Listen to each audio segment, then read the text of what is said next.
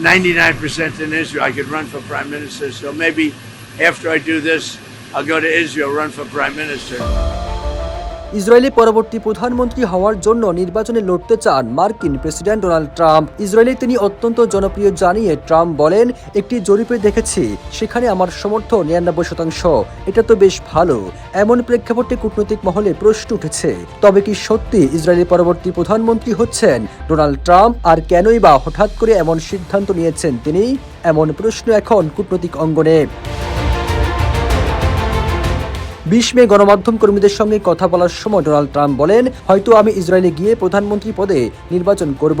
একটি জরিপে ইসরায়েলে ট্রাম্পের সমর্থন 99% রয়েছে বলেও জানান মার্কিন প্রেসিডেন্ট। তবে তিনি কোন জরিপের কথা বলেছেন তা স্পষ্ট করেননি। আর এই বিষয়ে হোয়াইট হাউসও তাৎক্ষণিকভাবে কোনো মন্তব্য করেনি।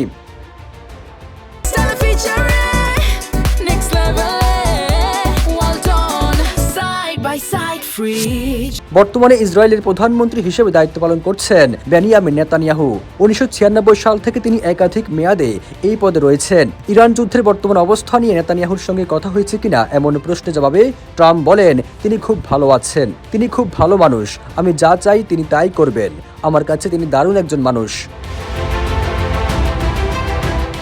এর একদিন আগেই ট্রাম্প বলেছিলেন তিনি ইরানের বিরুদ্ধে আরো বড় ধরনের হামলা চালানোর কথা ভাবছেন। তার 2 দিন আগেই তিনি জানিয়েছিলেন যুদ্ধ বন্ধে সম্ভাব্য সমঝোতা অগ্রগতি হওয়ায় তিনি হামলার সিদ্ধান্ত স্থগিত করেছেন।